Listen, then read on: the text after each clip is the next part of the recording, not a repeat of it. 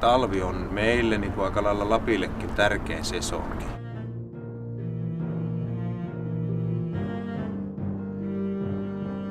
Lämpötilat tulee maailmanlaajuisesti nousemaan vuosisadan loppuun mennessä semmoiset 3-4 astetta.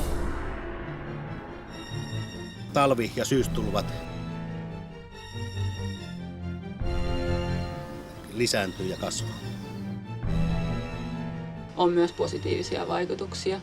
Tosin maailmanlaajuisesti ne vaikutukset tulee kyllä olemaan ylivoimaisesti negatiivisen puolella.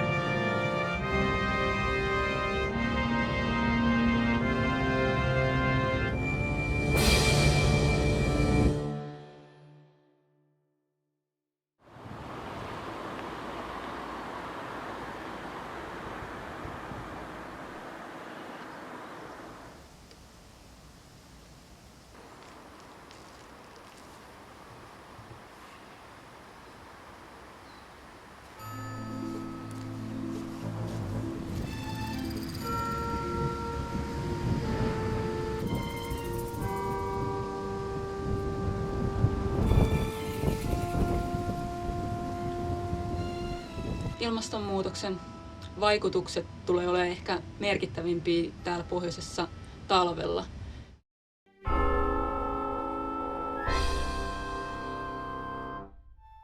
Eli silloin lämpötila nousee, niin varsinkin alkutalvesta ja lopputalvesta lumen määrä vähenee. Ja ihan tuolla vuosisadan loppupuolella niin Rovaniemen ilmaston ennustetaan olevan semmoinen kuin nykyään Tampereella, eli se on jo aika iso muutos.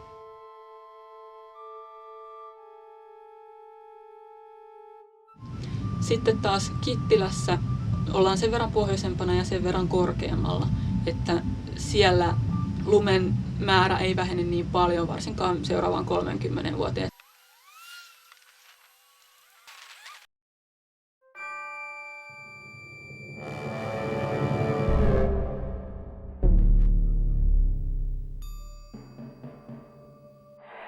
Eräissä ennusteissa on sanottu levillä, että ilmaston lämpeneminen tarkoittaa parempia lumiolosuhteita ja leppeämpiä talvia.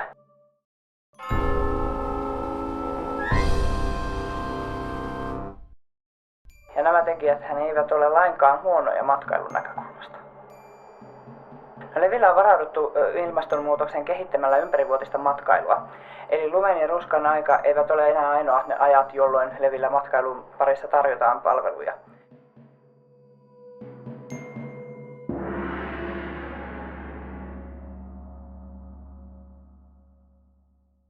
Tyypillinen asiakas käy täällä talvella ja sitten se käy moottorikelkalla täältä opastetusti jossakin kohteessa, esimerkiksi vaikka porotilalla tai koiratilalla.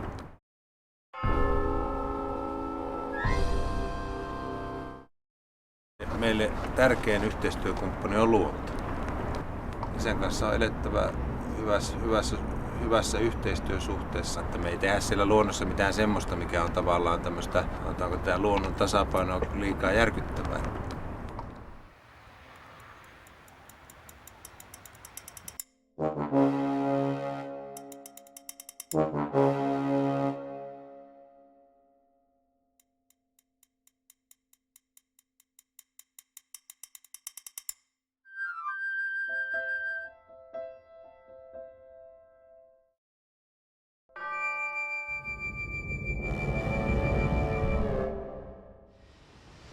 Kyllä kauhuskenaarioita on olemassa. Että ilmastonmuutokseenhan liittyy aika isot epävarmuustekijät, eli erityisesti rankat sateet ja sitten toisaalta voi olla aika pitkiä kuivuuskausia.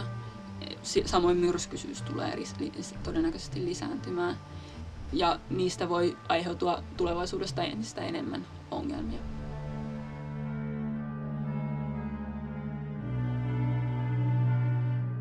Paikallisesti ja erityisesti tällaisessa lyhyellä tähtäimellä niin on myös positiivisia vaikutuksia. Esimerkiksi vesivoiman tuotanto voi lisääntyä, kun sateet kasvaa ja Suomessa maataloustuotanto voi hyötyä ja metsien kasvukin mahdollisesti.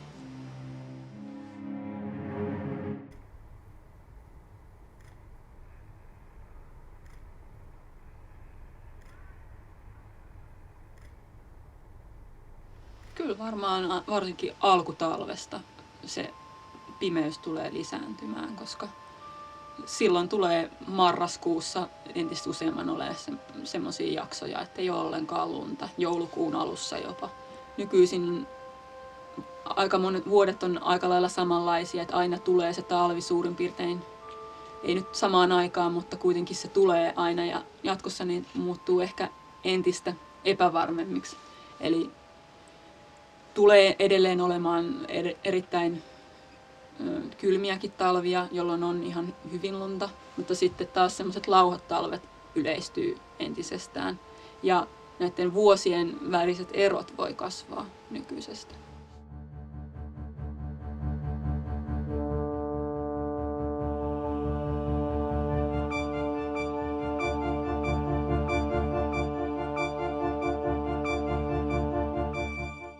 Tavallaan näiden epävarmojen lumiolosuhteiden vuoksi niin tämä matkajärjestäjä vaikka Englannissa, joka suunnittelee nämä lennot ja muut tänne, niin ei voi niin kuin luottaa enää niin aikaiseen, että se, jos ennen se alkoi tuossa jo marraskuun loppupuolella, niin tänä päivänä se on tuonne siirtynyt se aloitus sinne, sanotaanko tuonne itsenäisyyspäivän tienoille. Se on kuitenkin se kansainvälisen mielenkiinnon ylittävä sesonkin tämä talvi, että kesä ja aurinkokohteita maailmanlaajuudessa on parempiakin kuin Lappi.